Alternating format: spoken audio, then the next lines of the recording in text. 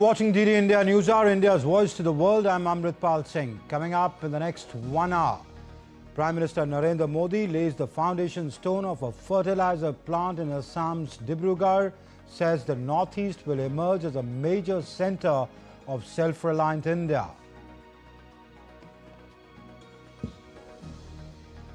India asserts there is no security breach attempt by protesters at the Bangladesh High Commission in New Delhi, reiterates India's commitment to safety of foreign missions.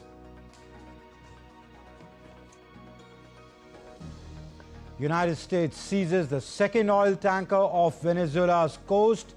The action comes days after Trump announced a blockade of all sanctioned oil tankers entering and leaving Venezuela. Epstein victims and U.S. lawmakers slam the number of files released and heavy redaction of released documents.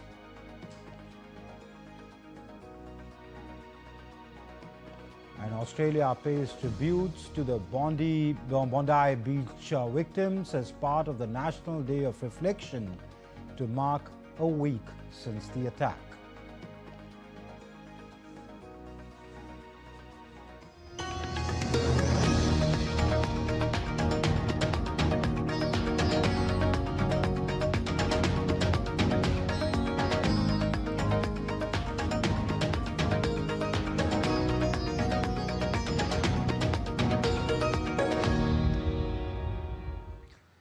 Prime Minister Narendra Modi laid the foundation stone of an ammonia-urea fertilizer project of the Assam Valley Fertilizer and Chemical Company Limited at Namrup in northeastern state of Assam. Addressing the gathering, the Prime Minister said that Assam has picked up a new momentum of development and added that his government is placing the farmers' welfare at the centre of all its efforts. This report navigates through what the Prime Minister did and say in Upper Assam. Prime Minister Narendra Modi laid the foundation stone of ammonia-urea fertilizer project of the Assam Valley Fertilizer and Chemical Company Limited at Namrup in Dibrugarh, Assam on Sunday. Underlining that in building a developed India, PM Modi said the role of Eastern India and the Northeast is continuously increasing, reiterating that Eastern India will become the growth engine of the nation's development. He pointed out that the new Namrup unit is a symbol of transformation in the region. विकसित भारत के निर्माण में देश के किसानों की, यहां के अन्नदाताओं की बहुत बड़ी भूमिका है। इसलिए हमारी सरकार किसानों के हितों को सर्वोपरि रखते हुए दिन रात काम कर रही है। यहां आप सभी को किसान हितैषी योजनाओं का लाभ दिया जा रहा है। कृषि कल्याण की योजनाओं के बीच ये भी जरूरी है कि हमारे किसानों को खाद की निरंतर सप्लाई मिलती रहे। आने वाले समय में ये यूरिया कारखाना ये सुनिश्चित करेगा। Ammonia-urea fertilizer project in Namrup, Assam, with an estimated investment of over 10,600 crore rupees, will meet fertilizer requirements of Assam and neighboring states, reduce import dependence, generate substantial employment, and catalyze regional economic development. The project stands as a cornerstone of industrial revival and farmer welfare.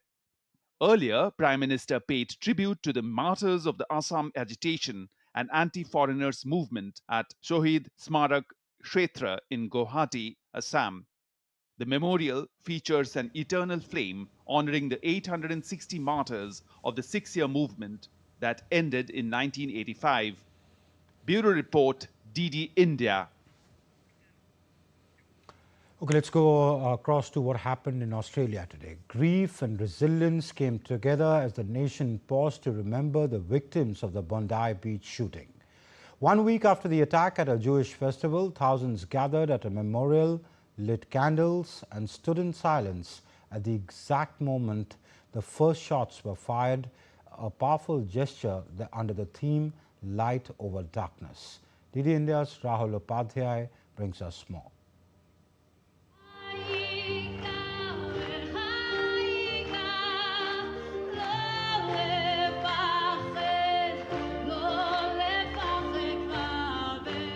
Australia observed the National Day of Reflection 1 week after the deadly shooting at a Jewish festival on Bondi Beach.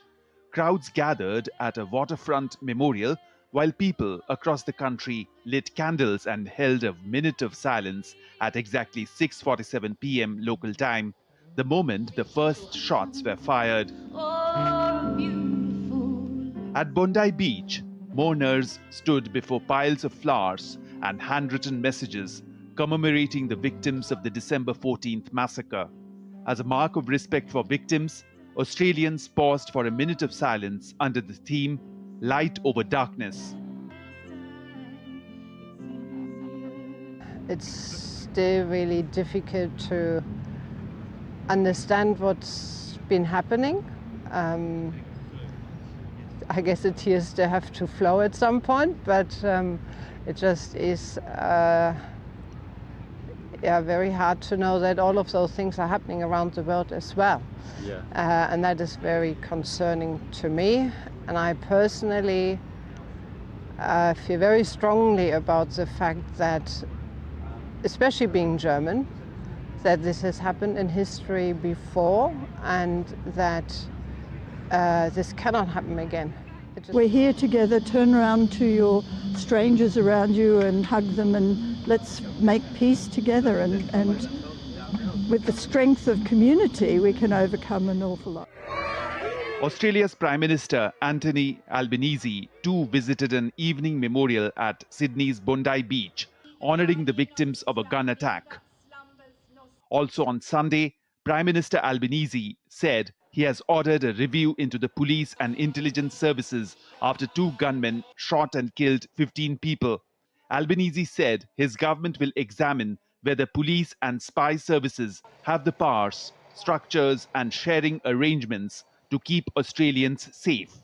As night fell, the glow of candles and the projection of light across Sydney's Opera House became symbols of resilience.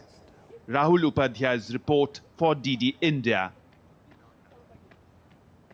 Police are investigating a deadly shooting in South Africa's Beckersdale, where several people have lost their lives. The motive for the attack remains unclear and a manhunt is on for the suspects. DD India's Nasni Ismail has more. At least 9 people have been killed and several others injured at a shooting in Beckersdale Township west of Johannesburg during the early hours of the morning. Police say unknown gunmen opened fire on patrons before fleeing the scene. Emergency services responded shortly thereafter, transporting the wounded to nearby medical facilities. At this stage, the motive for the attack remains unknown and police have not confirmed whether the shooting was targeted or random. The South African Police Service has launched a full investigation and increased police visibility in the area. Deputy SAPS Commissioner Major General Fred Kakana spoke to us earlier detailing the crime scene. Found ourselves in a very challenging and unfortunate situation where at about 1 o'clock this morning we had to attend a crime scene where allegedly a white Toyota Quantum and a silver Toyota Etios came into a tavern and they started randomly shooting at the patrons, whereby at the tavern about 5 passed on and 10 were seriously injured. And the same vehicles, then other people, when they're running out, they met them, they shot other 3 on the street while running away. They were taken to the nearest clinic, which is few meters away. They passed on. Another one passed on the road. That's the 9th one. While they were driving, they met a Bolt driver, shot at him, and he also passed on. And currently, we have 10 fatally shot and 10 seriously wounded through gunshot wounds. And among them, there is females who passed on and also females who are injured. We don't know the motive yet, but we are looking for this silver Etios and white quantum, which was used by the suspects. A manhunt for the suspects is underway, and authorities are urging anyone with information to come forward. Authorities say resources have been mobilized to track down those responsible as pressure mounts on law enforcement to curb violent crime in the area. For DD India, South Africa, I'm Nazneen in Bekkersdal, Johannesburg. The U.S. Justice Department released a heavily redacted trove of files on Friday related to the Jeffrey Epstein investigation ahead of the 2026 U.S. election. The trove of material released by the department included photographs of former President Bill Clinton and other famous names in the Epstein social circle, including Mick Jagger and Michael Jackson. Victims of the convicted Jeffrey Epstein expressed anger after long-awaited cache of records from cases against him were released, with many pages blacked out and photos censored. Meanwhile, the group of lawmakers, including the Democratic and Republican representative, recently criticized the Department of Justice for its incomplete release of the Jeffrey Epstein files and threatened possible impeachment articles against the Attorney General Pam Bondi and her deputy Todd Blanche. The Democrats demanded answers after one image that included a photo of Trump was no longer visible in the Justice Department's online release. The department did not immediately respond to the query about missing file. Meanwhile, the victims of Epstein expressed anger after a long-awaited cache of records from cases against him were released, with many pages blacked out and photos censored. One Epstein survivor, Jess Michaels, said that she spent hours combing the documents to find her victim's statement and communication from when she had called an FBI tip line. Visitors to Manhattan's Washington Square Park voiced a mix of frustration and apathy after the release of documents. I sort of glanced at it. I'm sort of over it. I understand people need to be held accountable, but it's. I mean, what are we going to do with all this information? There are thousands and thousands of pictures I'm sure they're going to have to go through. But what are we going to do with the information? What are we going to do with it? Obviously, some of the famous people we knew have been pictured with Epstein. We already know of their relationship, so that hasn't really changed anything. But it hasn't answered the length of what has been going on behind the scenes. Well, I think it's pretty obvious to me that the delay had everything to do with Trump's Justice Department to redact anything and everything that would tell the truth about Trump and the files. So I think I'm not surprised. Every hour, every day, every week of a delay was to make sure that nothing in there would be known public about Donald Trump. And still to come up on DD India Newshour, French President Emmanuel Macron arrives in the UAE to celebrate Christmas with French troops stationed there.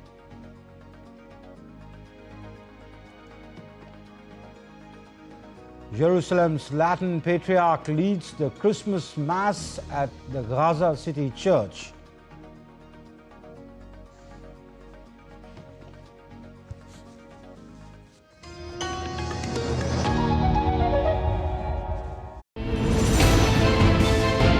Geopolitics and trade deals.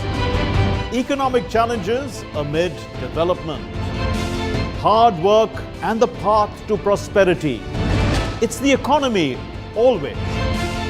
Between walkers, money is what money does and says. Supply creates its own demand. Between the bulls pulls and bears tears. When supply chains globalization and India rises to the podium. We'll get you centered with the economic brief at 8 p.m. every Thursday on DD India.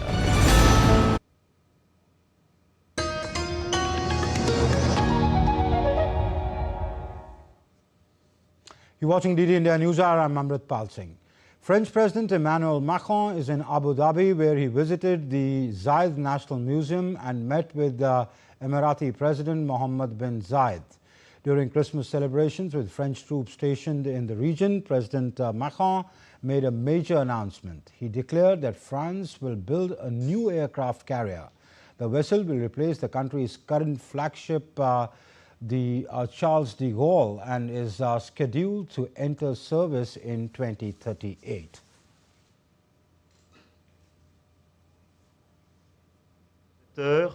In this age of predators, we must be strong in order to be feared, and particularly strong at sea. That is why, in accordance with the last two military programming laws, and after a thorough and meticulous review, I have decided to equip France with a new aircraft carrier. The decision to launch this major program was taken this week. Bangladesh is witnessing a sharp deterioration in law and order ahead of next year's parliamentary elections, with rising political violence and growing fears among the minorities. The lynching of a Hindu youth in Mymensingh has triggered national and international outrage and protests by media bodies. Amid security concerns, Indian visa services in Chattogram have been suspended, while India has urged justice and protection for minorities. Law and order in Bangladesh has worsened since the announcement of next year's parliamentary elections, raising safety concerns, particularly among minorities, amid rising political clashes and violence.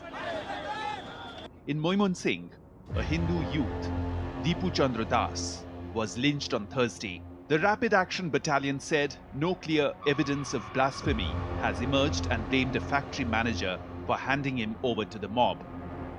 India on Sunday also rejected as misleading propaganda reports in Bangladesh claiming a security threat during protests outside the Bangladesh High Commission in New Delhi. The Ministry of External Affairs said demonstrators were peacefully protesting the killing of Deepu Chandra Das and urged Bangladesh's interim government to ensure justice and protect minorities. The brutal killing triggered widespread outrage. Bangladesh's Editors' Council and the Newspaper Owners Association of Bangladesh held a joint protest meeting in Dhaka, condemning mob violence and attacks on media and cultural institutions, and warning of threats to press freedom and democratic values. Meanwhile, the killing of radical organization Inkilab Mancha spokesperson and Dhaka 8 constituency aspirant Sharif Osman Hadi triggered fresh protests and violence. Houses of several Awami League leaders and activists, along with offices of media and cultural institutions, were targeted. Following violent incidents outside the Indian Assistant High Commission in Chattogram, Indian visa operations at the Indian Visa Application Center in the port city have been suspended until further notice due to security concerns. With bureau inputs, Naval Sangh Parmar's report from Dhaka for DD India. And for more on that story, I'm joined by Prasar Bharati correspondent in Dhaka, Naval Singh Parmar, over the phone line. Naval Singh, give us a sense of first, what is the situation on the ground today and what transpired. I understand India issued a statement saying, rejecting that the protests outside the Bangladesh High Commission in Delhi were peaceful protests and there was no threat to the security of the High Commission here. But that's drawn a counter rejection from the Bangladeshi authorities as well. Well, there are 2-3 important developments today occur, and one of them is that the Rapid Action Battalion in Bangladesh has revealed that there is no specific information regarding the blasphemy, alleged blasphemy case against the Deepu Chandra Das, and that is very significant revelation. And the second thing is that there was the allegation that the murderer of the Hadi, Osman bin Hadi, has fled the country, and he has crossed over to India. But there is another revelation from the police force, and the Bangladesh police categorically said that there is no specific information that the suspected murderer has crossed the border or fled the country. So these are the two important. Has anybody been arrested in the Hadi murder case? There were arrests, and some of them, like the person who was the owner of bike, but today he got bail from the court, and there were other arrests, like the suspected accused family member were also taken into custody, and they are still in the custody. So there are some arrests, but the prime suspect, the shooters are on the run. The shooters are on the run. Okay. Yes. And the third important development today happened is that the Editor Council and the Newspaper Owner Association of Bangladesh, along with them, the civil society, first time after the fall of the Sheikh Hasina government, today it was the first time that the civil society members, prominent leaders of the liberal forces and the senior journalists, some bureaucrats came out in support of the in support of the newspapers and the attack on media. So they called and they bluntly made accusation against the Yunus administration, their inaction and the law and order situation, the role. Okay. I think we've lost the line with Naval Singh Parmar. Well, we'll leave it there. Thank you, Naval Singh, for joining us on that. Moving on to other stories, U.S. Senator Lindsey Graham accused Hamas and Hezbollah of rearming during a visit to Israel on Sunday and charged that the group was also consolidating power in Gaza. After 2 years of war between Israel and Hamas in the Palestinian territory, a fragile ceasefire has held since October, despite both sides trading accusations of violations. My impression is that Hamas is not disarming, they're rearming. It's my impression that they're trying to consolidate power, not give it up in Gaza. It's also my impression that Hezbollah is trying to make more weapons. Am I right? Israel's Security Cabinet on Sunday has approved the establishment of 19 new settlements in occupied West Bank. The decision brings the total number of settlements approved over the past 3 years to 69. According to Finance Minister's office, and I quote, the proposal by Finance Minister Bezalel Smotrich and Defense Minister Israel Katz to declare and formalize 19 new settlements in Judea and Samaria has been approved by the Cabinet. The settlements also include 2 that were previously evacuated during a 2005 disengagement plan. And Jerusalem's Latin Patriarch, Cardinal Pius Battista Pizzaballa, led a Christmas Mass at Gaza City's Holy Family Parish during his visit to the Strip ahead of Christmas.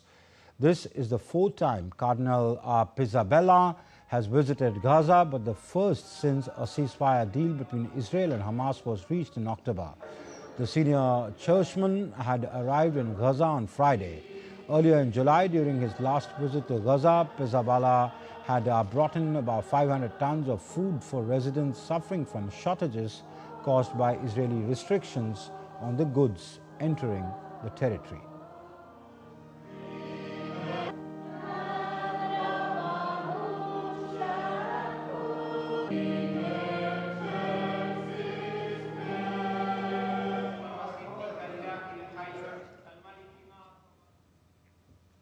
A major power outage struck San Francisco on Saturday, affecting a large portion of the city. According to the Department of Emergency Management, residents were urged to call 911 only for life-threatening emergencies. They were asked to avoid non-essential travel and treat traffic signals that are down as four-way stops. The blackout hit about 130,000 residents in the California city, around 800,000 people. The outage caused traffic jams and forced some businesses to close temporarily. Russian envoy Kirill Dmitriev has told reporters that his weekend's ongoing peace talks in Miami are constructive amid the Trump administration's latest push to strike a deal to end the conflict with Ukraine. The negotiations are being mediated by U.S. Special Envoy Steve Witkoff and President Trump's son-in-law Jared Kushner.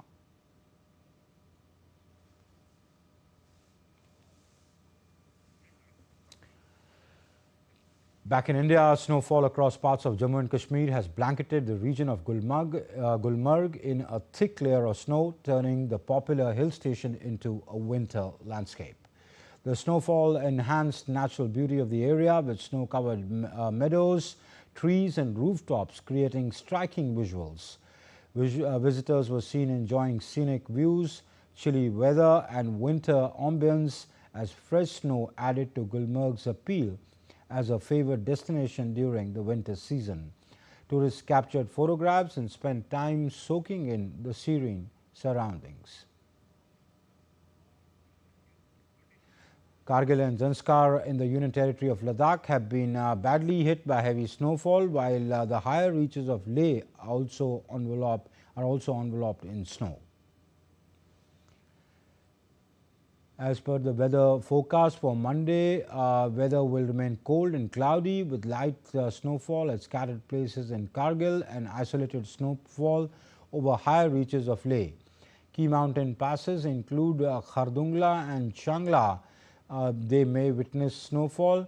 The local Met Office in Ladakh has warned of possible traffic disruptions over major passes, especially Zojila, and a high likelihood of flight cancellations. Authorities have advised people to remain indoors and only travel after checking official weather updates.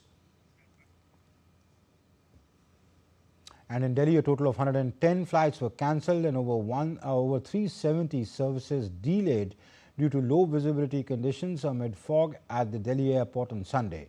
According to authorities, 59 arrivals and 51 departures were cancelled at the airport. According to the latest information available on flight tracking website flightradar24.com, over 370 flights were delayed and the average delay time was around 26 minutes for departures at the airport.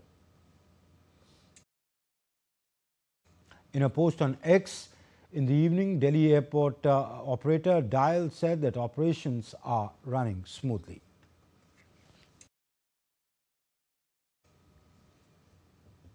Let's now take a look at some other stories making news around the world. Santa Claus swapped his sleigh for a paddle in northern Greece as the festive celebrations took to water. Members of a local water sports club dressed as Santa participated in the annual Santa Sup event, combining stand-up paddleboarding with Christmas cheer. Over 50 participants joined the paddle this year, turning waterfront into a lively, festive spectacle.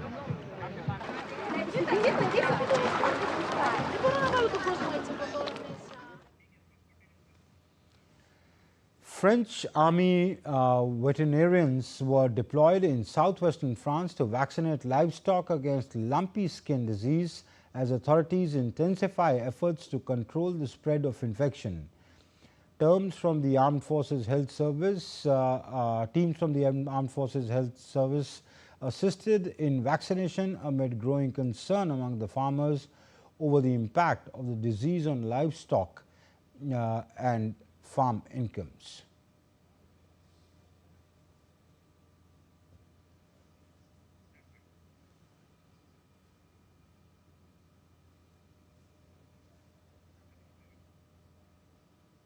And still to come up on DD India Newshour, we try and understand the latest surge of violence in Bangladesh with a special guest on the show.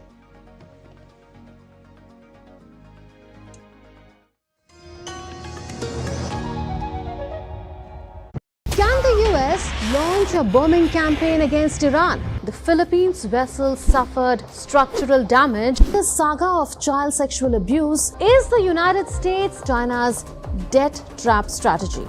Truth is stranger than fiction. but sometimes hard to uncover.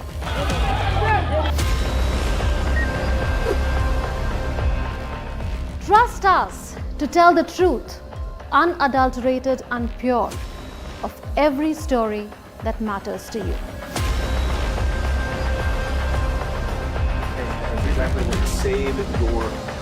You read between the lines, cut the clutter, and connect the dots to get you the full picture.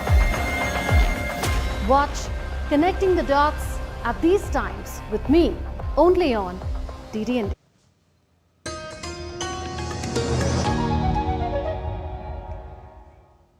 You're watching DD India Newshour. I'm Amritpal Singh. Bangladesh police on Sunday said they have no specific information to suggest that Fazil Karim Masood, the prime suspect in the killing of Inqilab Munch spokesperson Sharif Osman bin Hadi, has left the country.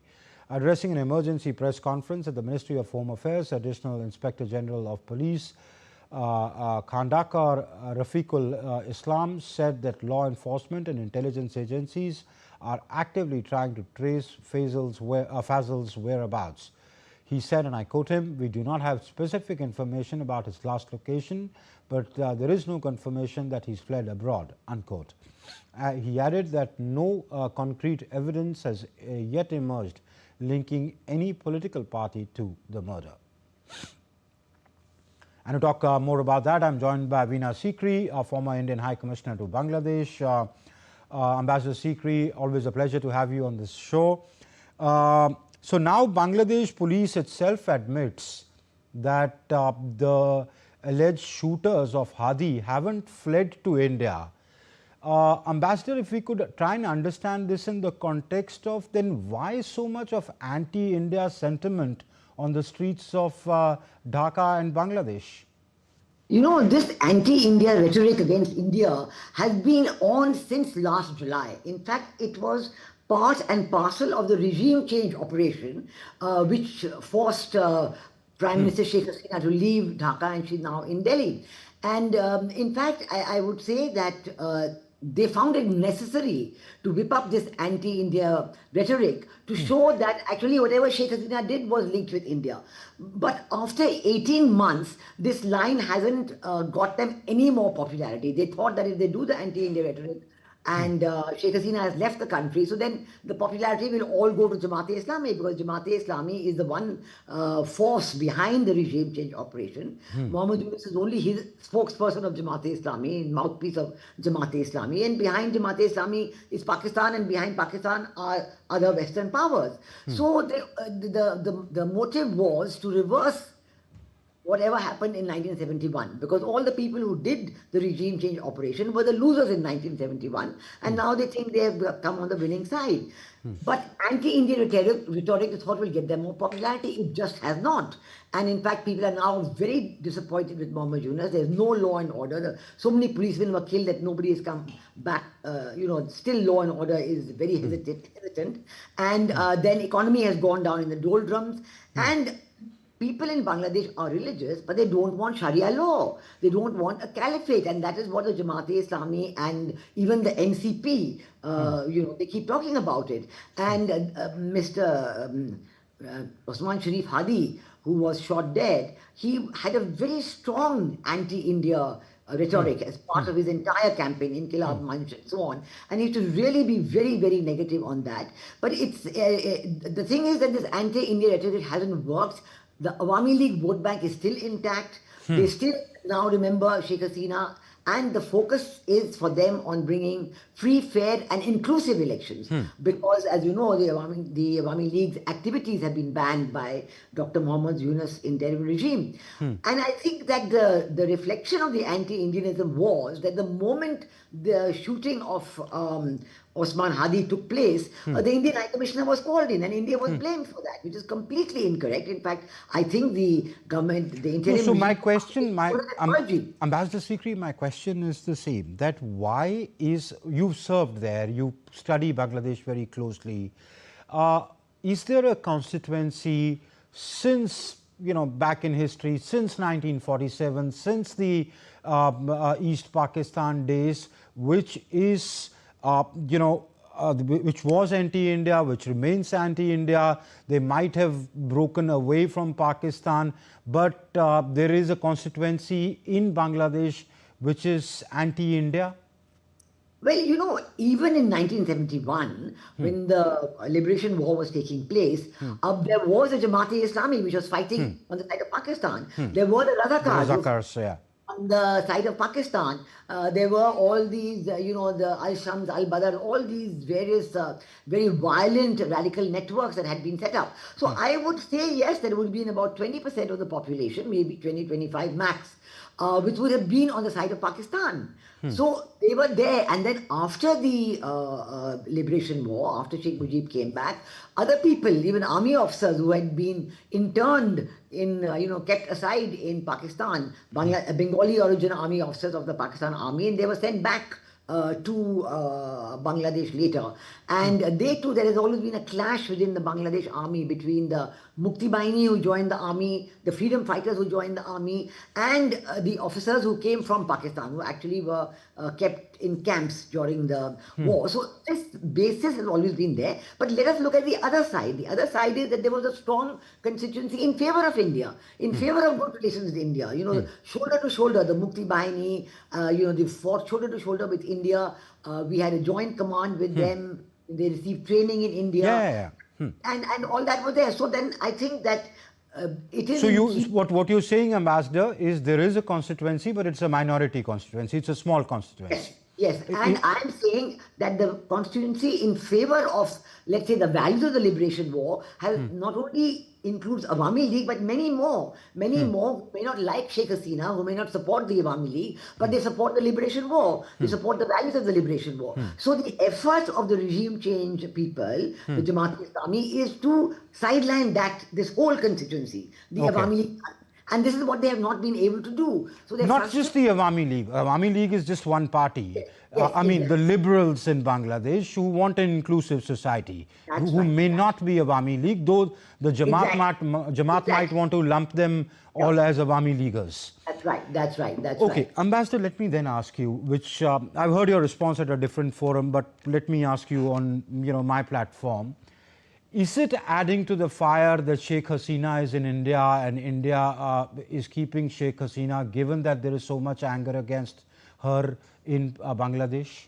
Not at all. This is just an excuse. I mean, a year ago, without even having done the trial case and so on, they kept saying, please send back Sheikh Hasina. On what basis you send back? And the extradition is a very legal and complex process. You have to assess all the papers. The papers, I think, have only come now because this sham trial that they did for her, the ICT is not even authorized to trial anybody except the war criminals of 1971. So that sham trial went on and the papers have only now come. The government of India will examine it and decide how how she was charged with what crimes, what was the case which was done, what did she have a defense lawyer. There's so many aspects of it, purely legal and some not so legal, but it's there. So it is quite absolutely on par. We have asked for extradition of people like Vijay Mallya and Nirav Modi. That's going on for years in the British courts, So these things take a very long time. And but Ambassador, it's not that India has given her, asylum here in India. But, by the end of the day, to keep her here, one can understand her life was under threat. She came here as a neighbor, as somebody who's been a friend of, who's a friend of Bangladesh. At that time, you gave her refuge. Then some would argue, then by the end of it, it's a political decision. Why just ask her to move on to a third country, somewhere in Europe or somewhere else? First of all, a friend is a friend. Somebody with whom you had the closest cooperation, the closest friendship, you've had good understanding. Awami League, right from, the time of the Awami League's creation, I would say. Even if she becomes a political liability for the country? No, where is the political liability? There is anti-India anger and sentiment. One second. No. The anti-Indian rhetoric will go nowhere. Whether Sheikh Hasina is here or she goes back, the anti-Indian rhetoric is going to remain. Because that 20% is there in Bangladesh and they're going to try and whip up much more based on that. I'm trying to tell you that now at the end of 18 months, the rhetoric is being sharpened because actually it's not succeeding. It's not succeeding. The Awami League vote bank is intact. The popularity for the Liberation War thought is intact. People are regretting that they had such a good economic growth and now it's got finished completely. So please don't link up these two things. We never have. I mean, His Holiness the Dalai Lama has been in India for decades, but we are still continuing our relationship with China. We are still having economic, political, trade, everything, all kinds of relations. There are difficult times with China. There are good times with China. All that is there. It's par for the course. So I don't think that linking up this thing with Sheikh Hasina is in any way makes any sense. Okay, that is about anti-India sentiment. Let's talk about the anti-minority sentiment. You know, we saw the horrific way Deepu Chandra Das was lynched there. He's a Bangladeshi. Yes. Why the he's not an Indian. I can understand you can have anti-India sentiment, but he is your Bangladeshi brother. He is your Bangladeshi citizen. He may be Hindu. He may be. So why is there anti-minority sentiment on the streets of Bangladesh that we see there? And I also want, because you've lived there, you watched that society very closely. Is it widespread, or is it just a fringe element which is punching above their weight of what we see transpiring there? Well, I think even Muhammad Yunus had described it as a fringe element. He's very embarrassed. But the point is that this is what this same group has been encouraging.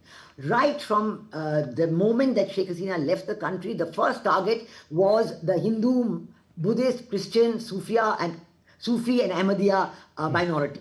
They targeted them because even in 71, if you ask people what happened, the moment the Pakistan forces, West Pakistan forces there launched a genocide, they targeted especially the Hindus and the Buddhists and the Christians because they want a caliphate, they want a Wahhabi state, they want radical Islam. And that is what they want that, and they want all the others to leave. In fact, so many of the Hindus who have been raped and lynched and houses have been burnt and their businesses have been destroyed, you know, they're told, oh, take the money and go. They just want them to leave. But how big of the section of society is this radicalized? Again, it's that same 20% that we spoke about, and even among them, people, you know, the way in which Deepu Chandra Das was killed, it is barbaric, it is medieval. I think anybody in Bangladesh should hang their heads in shame that something like this has happened. Many of the liberals have condemned that. Many of the liberals in Bangladesh have come out and condemned that. Condemned that, exactly. And also to understand that actually Muhammad Yunus is in complete denial. I mean, this time he's saying yes, because there was so much furor in India and across the world. Like, oh, it's a fringe element and it's only one case. No, there have been thousands of such cases. But he's been in denial. Even in New York 2 months ago, he told people, oh, this is all fake news from India. This is not happening here. He's in complete denial, and we must take him up on that, because he cannot be in complete denial about the kind of treatment that is being given to the Hindus, the Buddhists and the Christians in Bangladesh. It's a complete shame. True. If he is in the interim government, then he needs to act like one and not let the mob rule the street. I mean, that's the least he can do if he can't handle the economy, though he's an economist and an erstwhile good friend of yours. I mean, he was known to many people, but now he's just a mouthpiece of Jamaat-e-Islami. I mean, you know, it's amazing what change has come. And now people are recalling, oh, his family in Chittagong was like this and all that. But it is just true. His true colors have come out now. I hope the West is taking note, because he's just a spokesman of Jamaat-e-Islami. Yeah. Okay. All right. The third aspect that I want to come on, Ambassador, is there is one man who's coming to Dhaka in 4 days, Tariq Rahman, the son of Begum Khaleda Zia, who herself is very unwell, the president of the BNP. Could the latest surge of unrest be linked to Tariq Rahman's return, given that he's going to launch the campaign on behalf of his mother's party? Well, there's been a lot of discussion about Tariq Rahman's return. So far, he's not been allowed to come back. I think the Jamaat-e-Islami is scared of his popularity. Because, yes, I mean, after the Awami League has been banned, everybody seems to assume that, okay, maybe BNP will get the vote. But I don't think that's there, because BNP has made itself very unpopular because they have participated in all these extortion rackets right from day one. And, all that was being blamed on the Awami League earlier, the BNP is now doing it. And that is why at the grassroots level, they have made themselves very popular, unpopular. With the business community, they have made themselves very unpopular. And then also there's a split in the BNP. There is a moderate faction who values the liberation war values, and there's a staunchly pro-Jamaat faction. So I think this pro-Jamaat faction will be happy to join with the Jamaat at any time, like they did during 2001, 2006. But I think the other main factor to be remembered is that will he actually come back? I think the BNP wants him to come back, but there's still a question mark. His wife has just gone back to London, and so we have to wait another 3-4 days to know whether he'll actually come back. And then once he comes back, how will he be allowed to function in the political arena? I think there is a huge security issue also, which Tariq Rahman himself is very aware of, and that will also come into play. But it is a matter which is now at its final stage. So let us see what happens in another 3 days. All right, let's wait and watch how it unfolds. Is the February 12th election under cloud with the way things are unfolding, Ambassador? What is your assessment? Well, I think very clearly that the February 26th election has to be free, fair and inclusive. It has to be participatory in order to be credible. And that is what actually is what the Government of India has made very strong statements about, and I think this should be followed up with even more action to make sure, because if those elections are not credible, are not participatory, then they'll not be accepted by the people. There'll be continued instability, continued insecurity, continued killings and so on, and it'll be really terrible because then we don't... So the credibility will be under question. Right. Okay, as you suggest, if a part of the BNP breaks, teams up with the Jamaat and forms a government, assuming February 12th elections go ahead, would that be a matter of concern for India? What should India's approach be? Well, Jamaat-e-Islami has not changed its position at all. I mean, they keep making, lip service. I mean, Jamaat can't come into power on their own. If a section of the BNP breaks, they team up. They can form the government. Right now, the Jamaat-e-Islami is getting together all the Islamist forces, all the smaller Islamist, thinking they'll be able to get more. In fact, the latest, one of the surveys published by the IRI, the International Republican Institute, shows now that there's a very small difference between Jamaat and BNP. And if you add those who haven't said what they're going to vote, the uncertain, then you might, and then if you add the vote given to NCP and other parties, this New Students Party, then the Jamaat goes ahead according to this survey. But I think that first of all, we really should not accept non-participatory elections. I think that's really calling for trouble in Bangladesh, and there's going to be continued unrest, which is very bad for India, for regional stability, for peace and democracy. We really should put every force ahead to have participatory elections. So it's very important what unfolds in Bangladesh in the coming days, because that will shape not just the politics of that country, but the very future of that country. Ambassador Veena Sikri, would have loved to talk more to you on this, but we can do it another day. Thank you very much for your time. Thank you. And still to come up on DD India Newshour, Santa trades slave for bicycles, motorbikes and Christmas cheer spreads in Italy.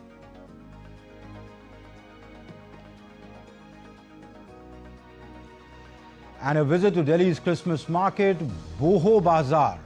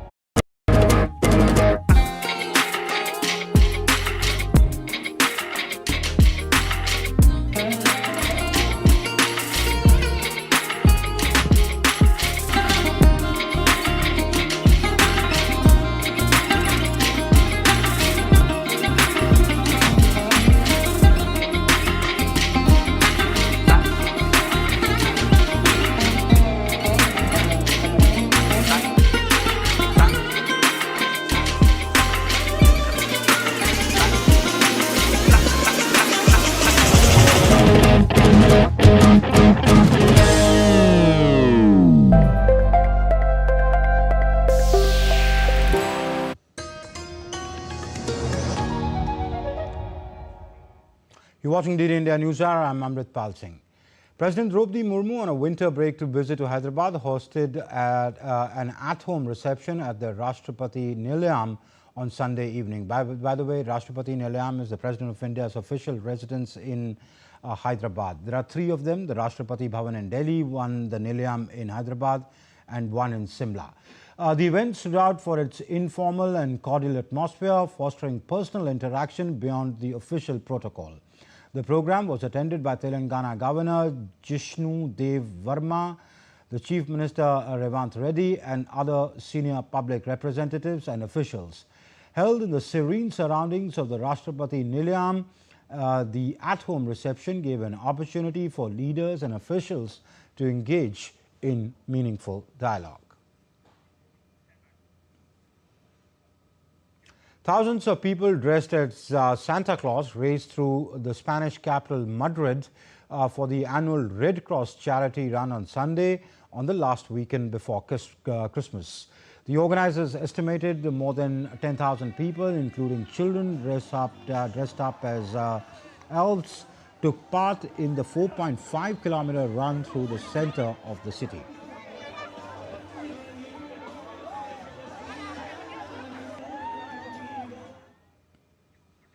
Italy marked the Christmas season with a colorful twist as Santa Claus swapped his sleigh for bicycles, motorbikes and gondolas in a festive parade on Sunday. In Rome, hundreds of Santas cycled through the city centre past the iconic landmarks, while the Rome Christmas parade saw Santa-clad motorcyclists ride through the streets on motorbikes and Vespas. In Venice, celebrations took to water as dozens of Santas rowed along the Grand Canal, competing for race prizes and the best decorated boats.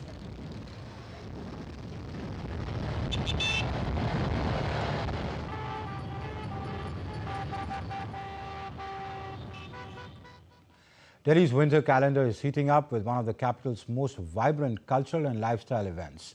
From fashion brands to music and culinary indulgences, Boho Bazaar returned to Delhi for its 7th edition. DD India's Tanvi Taneja soaked in the holiday cheer.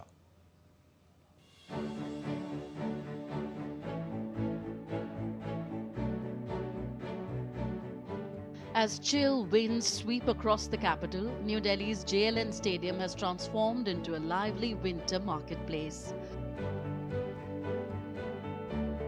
Boho Bazaar, dubbed the epic flea market, was back in its festive avatar, drawing thousands of visitors to its Christmas edition on December 20th and 21st.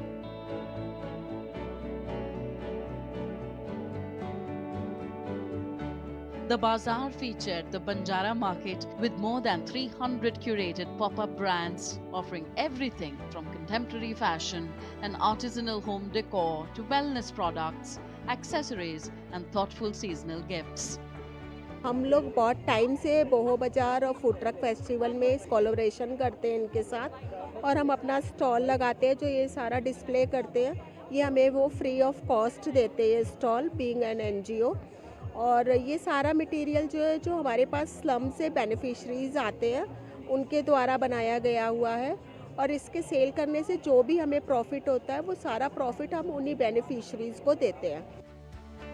The bazaar also provided an opportunity to many young corporates to market their own startup brands. I am doing it as part-time job, but in future might be as a full-time business owner. Okay, so what has inspired you to go into skincare? Like I have very sensitive skin, so as my sister, like all three, my sister, my mother and me, all have different skin types. So I want something which suits to all skin type. So it is a kind of homegrown brand which is totally chemical free and no harsh chemical, nothing. It is all natural products. It was not just shopping. The Boho Bazaar has become a winter experience with over 50 food and beverage partners, from specialty coffee corners, mulled wine stations to gourmet treats that added to the festive spirit.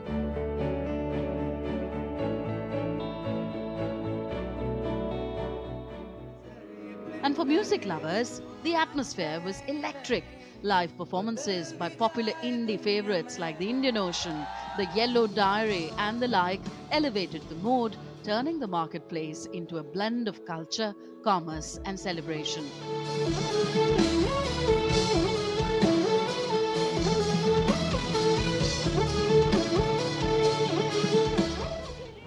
previous editions, the festival has featured interactive zones, from do-it-yourself workshops to caricature artists and tarot readings, creating memorable experiences for visitors and encouraging creativity and community engagement. It's like highly popular and people love getting them done. Like even in college fairs and different places I've been doing it, like with collaboration or in different stalls. What began as a flea market has grown into one of Delhi's signature festive events. With twinkling lights, festive beats and a whole lot of Christmas cheer, the Boho Festival here in New Delhi has brought the spirit of the season alive, celebrating culture, creativity and celebration under one sky. It has once again proved that Delhiites don't let the winter chill stop them from celebrating. With camera person Bheem Singh, this is Tanvi Taneja for DD India. And that's all in this edition of DD India News Up, but do let us know your thoughts on the news of the day. For those on the go, you can get all the latest news and updates from India and across the world on DD India's mobile app. The app is available on both Android and iOS platforms. Scan the QR codes that you see on your screen to download now. We'll be back with more news as it breaks here on DD India. I'm Amritpal Singh from my entire team here in Delhi. Thank you for watching. Bye-bye.